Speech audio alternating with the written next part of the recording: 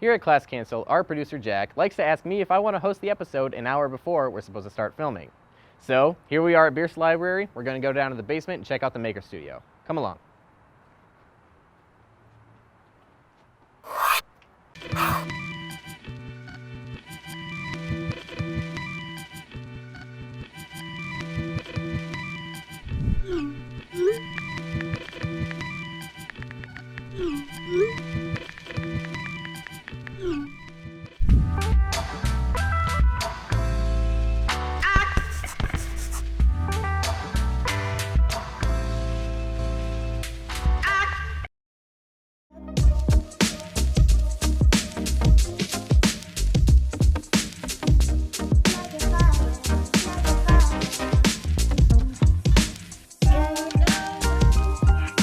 Alright, so here we are in the MakerStudio. I'm here with Chris, who's the student manager. Chris, do you want to just tell everyone what it is that you do and what your responsibilities are here? Yeah, absolutely. So as you said, I'm the student manager down here in the space. Primarily, I take care of managing all of our employees down here in the makerspace, as well as managing things that we go through, whether that be printer maintenance, as well as jobs that are going on to our multiple printers and the other spaces that we have to offer within our capabilities. A lot of what we do is primarily 3D printing, but we do offer other things like our craft space as well as virtual reality, and then multiple tools that students can come down and utilize down here in the space. Virtual reality, that is something that I want to check out later. So how long have you guys been down here?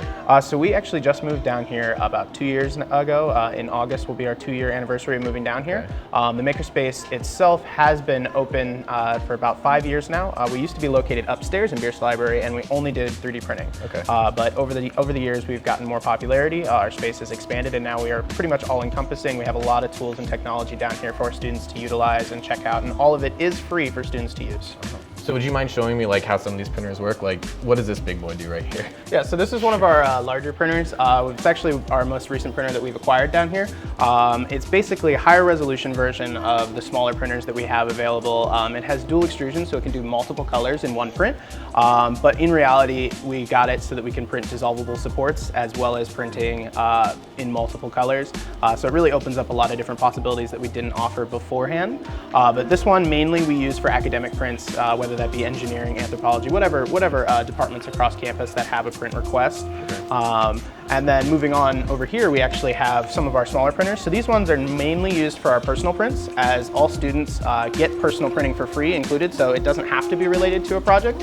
If you have something, a lot of things that we get are D&D, phone cases, different things like that people find online. We normally push these to these printers, but right now it's actually working on an engineering piece here on this printer for biomedical engineering.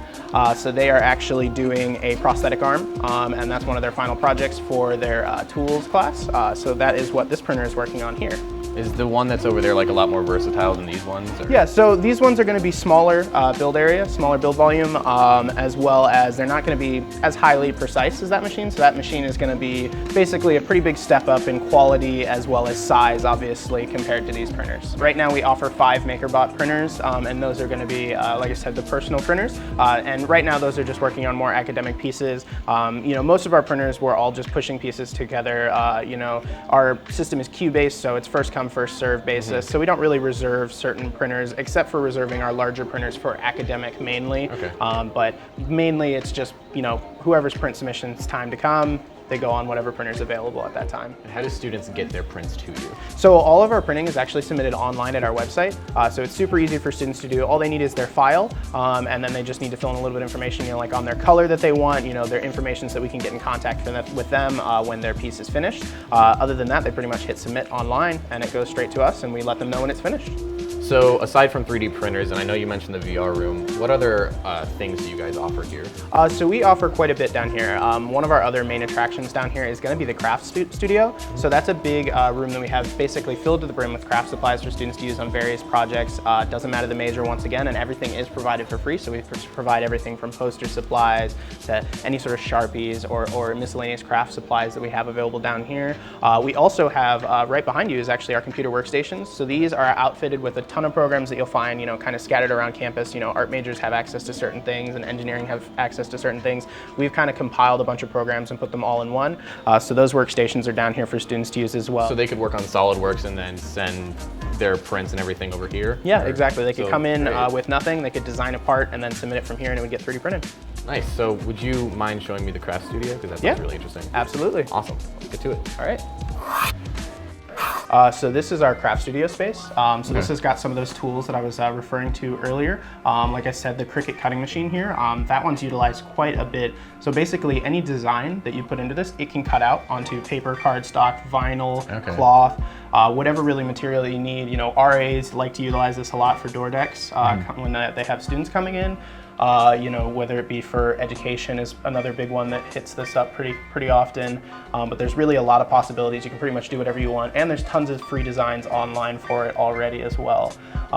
And you can pretty much take whatever design from here, and you can utilize any of our other equipment within the craft room as well, whether that be the multiple drawing utensils, Sharpies, crayons, colored pencils, markers, pretty much all those kinds of things, as well as we have a laminator down here, button maker, a sticker maker, and a sewing machine and supplies down here as well. It's kind of overwhelming, actually. It's so much jam-packed in such a small room. Yeah, there's a ton of stuff hidden in here that really can help people to create projects, especially if you don't want to, or if you can't run out to Michael's, you know, and grab supplies. And this is all free for students to use as well? Yeah, everything down here is free. We pretty much allow students to come in and use the paper, use poster boards, glue, hot glue, anything that they need. We don't really put too many limits on that. Obviously, you know, don't take more than you need kind of deal. But, you know, everything's down here for students to utilize, so. That's great. Yeah, there were a lot of projects that I had like freshman year where I just needed like one like card and I had to like run out and buy like a stack of them. So this is really useful, I'm sure, for a lot of people. Yeah, there's a ton of stuff down here for students to use. So would you mind showing me like how this cuts and just all the things that you can make with it? Yeah, absolutely. So it's actually super straightforward. If you've used Microsoft Word, it's almost the exact same. It's just through a different browser. So right now we're cutting out some keys. This is a project that some RAs had done for door decks a while back. So we've already got the paper on the mat, and it's an adhesive mat. From there, all we do is we load it into the machine, press 2 buttons, and then it does the rest for us. Some high-tech arts and crafts here. Yeah, absolutely. It takes user error out of the picture. So. Yeah. All right, so it looks like it just finished up cutting here. It's pretty short cut time, but once you're done, all you do is peel off the excess paper, and then you can pretty much peel off what you cut out, and then boom, there you go. That's a key. Easy as that. Yeah, no jagged cuts, anything like that. Yeah. No user error, and it's the same every time. Wow. This is a great tool for students on campus. I had no idea this was down here. Yeah, some RAs that we had talked to in the past had been like cutting things out by hand, you know, and they're doing like 50 times over. Well, I'm sure because they have to do it all year round. Yep, so. exactly. And then they come in here and they spend 15 to 30 minutes and they're done. Yeah. So this is a really cool room, but I'm really excited about what's next door. Yeah. Do you mind showing me the VR space? Yeah, absolutely. All right. I'm just gonna, let's go.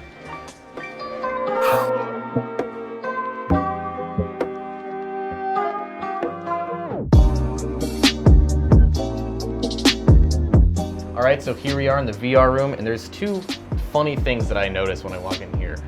One, the fans. I imagine this PC probably puts out a lot of heat in such a small room. Are there any other reasons other than that? Or? So we did have the 2 fans in here because VR is a pretty physical thing. You're really moving around, jumping around. So when you get into some of those different experiences that require you to move around and jump around, it gets pretty warm pretty quick in a small room with a big PC and, you know, people running around kind of. So the fans are kind of in here to provide the most cooling as we can, both to the person and the PC. Yeah, and it is nice in VR when you're outside and there's fans blowing on you. It feels like the wind's blowing on you. So that's a bonus, but not really what they're for. Yeah. It's more just to keep it cool down in here so that, you know, it does get hot when there's people in here. So. Okay. And then the second thing, my friend Charlie works down here. Shout out Charlie.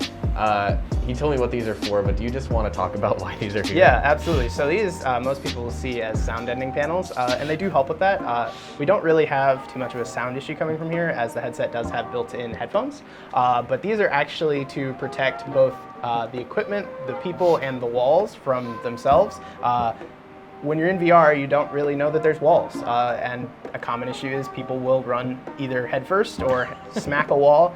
So that's actually there to protect the controllers, the headset, and people when they do run into walls, because that does happen occasionally. And you said there's like a big gash behind one of these panels Yeah, somewhere, so behind one of these panels right by your head is a huge gash in the wall from where somebody slammed a controller into the wall, and there's a big dent there in the wall now. So Nice. Well, I'm really excited to get started. So we have something loaded up. Do you want to tell me about what that is? Yeah, so right now we have loaded up Google Tilt Brush. So that is actually an art VR program. It's used primarily, just to kind of as an experience. There's a couple documentaries showing how artists have recreated actual art pieces using Google Tilt Brush, but it's a really cool program to kind of experiment and see out the different kind of things that you can do in VR, especially using art as the media to do these kinds of things. There's a lot of cool things that you can do and a lot of time that you can waste spending with this game. Am I going to have a rough time because I've never used VR ever? So you'll get the basics. It's going to be like using Microsoft Paint for you. But there's a lot of really advanced things that you can get into with it. A lot of cool controls and setups that you can use within it. But just from the basic, it really is a giant drawing program in 3D. So. All right. Well, I am a Microsoft Paint master, so let's see how this goes. I should select this one then? Yeah, so you can go ahead and pull the trigger, and that will load you in. This is blowing my mind. So this is a HTC Vive? Yes, this is the Vive Pro. Okay. So it's basically an upgrade over the original Vive. It has a higher resolution screen and a couple other goodies included with it. And keep in mind, within VR, while it is loading this up, you can actually fully turn around and you can also walk around the room. So you're not limited to just where you're standing. You can crouch, jump, do whatever you want to do. Okay. So with this one, if you move your thumb across that circle, that is going to rotate that. And then when you point and click with your right hand, that is going to be how you select the different colors and brush types. I don't know why I have like the need to like close one eye to do this. I don't know if anybody else feels that ever. Oh look, wait, there's a thing over there. Yeah, so that is going to be the sketch that you loaded up. So that's going to be the one that somebody had already done. There may be a teleport. So if you point at that, see if you can see. Yep, there you go, teleport. So if you click that, and then that is going to bring up your feet. So you can actually point that and then pull the trigger to teleport. Whoa. So now you are super close in on the sketch that somebody has already done. So for this one, since it's really small, you can actually like kind of bend down and look into it. And you can see what they had already created. So this is something that someone drew? Yeah, so this is all done within Tilt Brush. What? This is 3D? Yes. How do you... So everything that you draw will be in 3D. There's Frida, my girl. That's amazing. It probably looks really stupid on camera right now, but this is like, feels like a life-changing experience. Yeah, so the entire model is in 3D. Wow. It's all drawn in front of you. Somebody actually drew this by hand.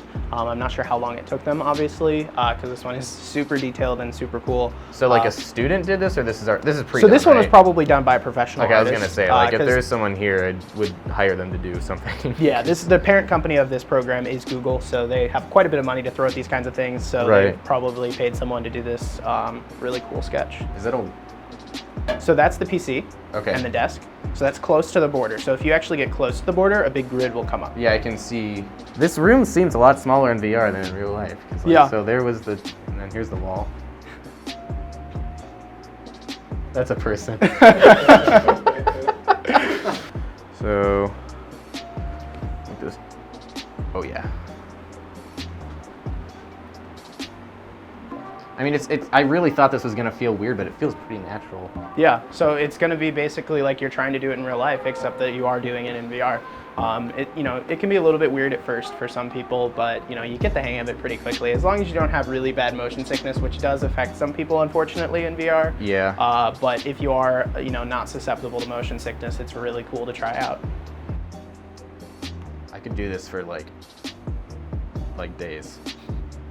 In the sake of good I'm assuming you're over there? Yeah, I'm way over here. In the sake of good content, I don't want to spend forever on this. I would if I could. Can we load up a video game? Yeah, absolutely. And then it should shoot you in. So with Spacebar, I'll give you a quick run through. It's gonna be the same deal. You have two guns. Both are gonna be controllers, pulling the triggers like a gun. Okay. Right now you're in the main menu, so you'll wanna actually look to your right. There you go. So that's gonna be how you start. And you'll wanna do arcade. So now everything is gonna come from directly in front of you there. And kind of like an 180-degree field of view. Gotta lead the shot. So it's all gonna be. See, Yeah, they so always say you can't shoot with 2 guns at a time. Ah! Can I dodge that? Is that what that's supposed to so be? it lets you dodge the bullets once they get close to you. It That's lets you know. some Matrix level stuff right there. Yep, so you have 3 lives. So that arrow there means that you did lose 1 life. Okay. So you have 2 more chances to not get shot. Okay.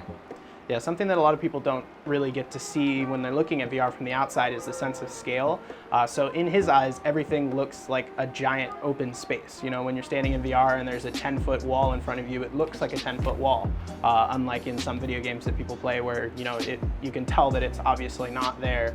That's something that VR does give you an advantage over, is really good immersion into a game. Oh, there's a lot of bullets coming my way. If you've ever wanted to know what it's like to be Neo from The Matrix, this is what it's like.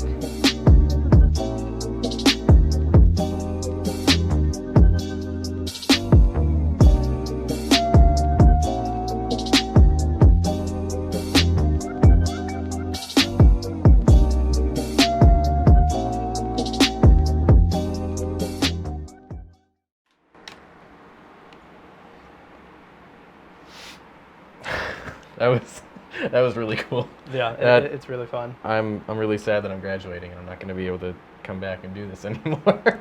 So that's going to be it for us today on Class Cancelled. I'm David. Don't forget to follow us on social media, Facebook, Twitter, and Instagram. I had a really good time here today, and I might actually just play this a little longer. So, all right, thanks.